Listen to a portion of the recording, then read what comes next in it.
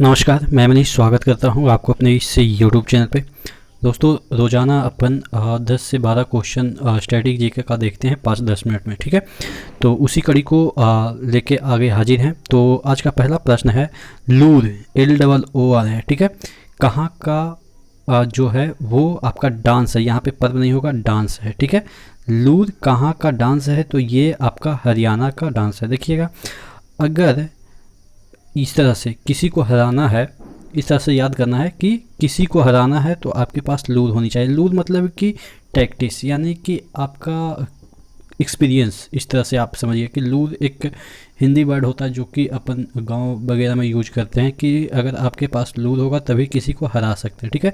तो ये जो लूर जो डांस है वो कहाँ की है, हरियाणा की। अगला क्वेश्चन देख लेते हैं। यूनाइटेड नेशन डेवलपमेंट प्रोग्राम यानी कि UNDP, जिसका जो स्थापना होता है वो कब होता है, ये 1965 में होता है। इसका हेडक्वार्टर कहाँ पे रखा जाता है, तो इसका हेडक्वार्टर कहाँ पे रखा गया, ये न्यूयॉर्क में। देखिएगा, याद कैसे करेंगे, देखिएगा यहाँ पे यूनाइटेड नेशंस डेवलपमेंट प्रोग्राम, यानी कि नेशन, जितने भी नेशन हैं उसका डेवलपमेंट करना। इसका काम क्या है कि जो पिछड़े जो देश हैं उसका डेवलपमेंट करना, यानी कि वहाँ पे इंफ्रास्ट्रक्चर थोड़ा सा मजबूत करना, एड्स वगैरह जो समस्याएं हैं उससे लड़ना, GDP कैसे ग्रोथ हो उस पर वर्क करना। तो यानी कि बहुत सारे जो एक नेशन का डेवलपमेंट है उसी के लिए ये वाला संस्था 65 में बनाई गई थी। 65 मतलब इस तरह से हम लोग बोलते हैं कि 65 है ये एकदम से पूरा, कोई भी आदमी इसका डेवलपमेंट होना चाहिए, ठीक है। इस तरह से हम कई बार बोलते हैं।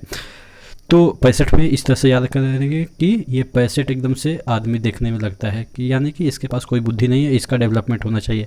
तो इस तरह से 65 याद रखेंगे। लेकिन अगर बात करेंगे कि इसका मुख्यालय कहाँ पे है, तो ये हम बता दें कि इसका मुख्यालय न्यूयॉर्क में है। अगर डेवलपमेंट करेंगे तो वो न्यू तरीके से दिखने लगेगा, ठीक है। किसी भी चीज़ का हम डेवलपमेंट करते हैं तो वो नए तरीके से दिखने लगता है, तो यानी कि न्यूयॉर्क में इसका मुख्यालय है। अगला क्वेश्चन की ओर बढ़ते हैं। भारत में एम्प्लॉयमेंट डेटा प्रकाशित कौन करता है, अनएम्प्लॉयमेंट, सॉरी, ठीक है, अनएम्प्लॉयमेंट यानी कि बेरोजगारी, जो कि अभी बहुत बड़ा मुद्दा है, उसको कौन प्रकाशित करता है, NSSO, यानी कि नेशनल सैंपल सर्वे ऑफिस, ठीक है। अब इसका फुल फॉर्म भी पूछा जाता है कई बार एग्जाम में। CSO का मतलब क्या होता है, सेंट्रल स्टैटिक्स ऑफिस, और NSO मतलब होता है नेशनल स्टैटिकल ऑफिस, ठीक है। तो याद कैसे करेंगे, देखिए, नासो, ठीक है, या नाश कर दिया, ठीक है। बेरोजगारी जैसे ही दिमाग में आती है तो हम लोग क्या कहते हैं कि जो सरकार है वो एकदम से पूरा नाश ही कर दिया है, रोजगार का जो चीज़ है वो एकदम से पूरा नाश ही कर दिया है, तो नासो, ठीक है, NSSO, नासो, ठीक है। इस तरह से नाश ही कर दिया। यहाँ पे भी ध्यान दीजिएगा, NSO यहाँ पे भी है, लेकिन नासो एक लंबा वर्ड जैसा लग रहा है कि लंबा वर्ड है, तो यहाँ पे NSSO है, ठीक है, जो कि अनएम्प्लॉयमेंट डेटा प्रकाशित करता है, ठीक है।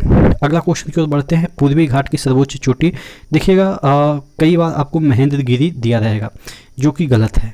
महेंद्रगिरी जो कि उड़ीसा में है, और ये आंसर ना हो के क्या होगा, जिंदागाड़ा, JINDAGADA, जो कि आंध्र प्रदेश पे है, वो सर्वोच्च चोटी है।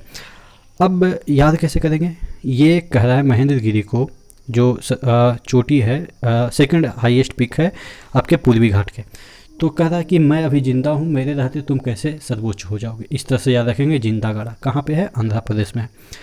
साहित्य अकादमी पुरस्कार जीतने वाली प्रथम महिला की बात करें तो अमृता प्रीतम थे। इसका ट्रिक मैं नहीं बना पाया, तो आप अपने तरीके से ट्रिक अगर बन पाए तो आप नीचे कमेंट बॉक्स में कमेंट कर दीजिएगा।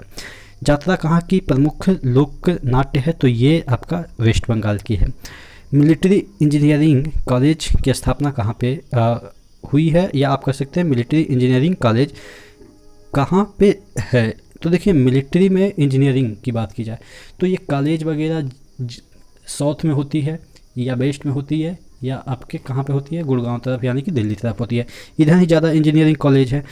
तो अगर वेस्ट में बोले तो मुंबई के आसपास जितने, जैसे नागपुर, पुणे, ये सब जगह ज़्यादा इंजीनियरिंग कॉलेज हैं, तो उसी में से हम पुणे को पिक कर लेंगे कि पुणे में एक इंजीनियरिंग कॉलेज है, किसके लिए, मिलिट्री के लिए, ठीक है। लास्ट क्वेश्चन देख लेते हैं।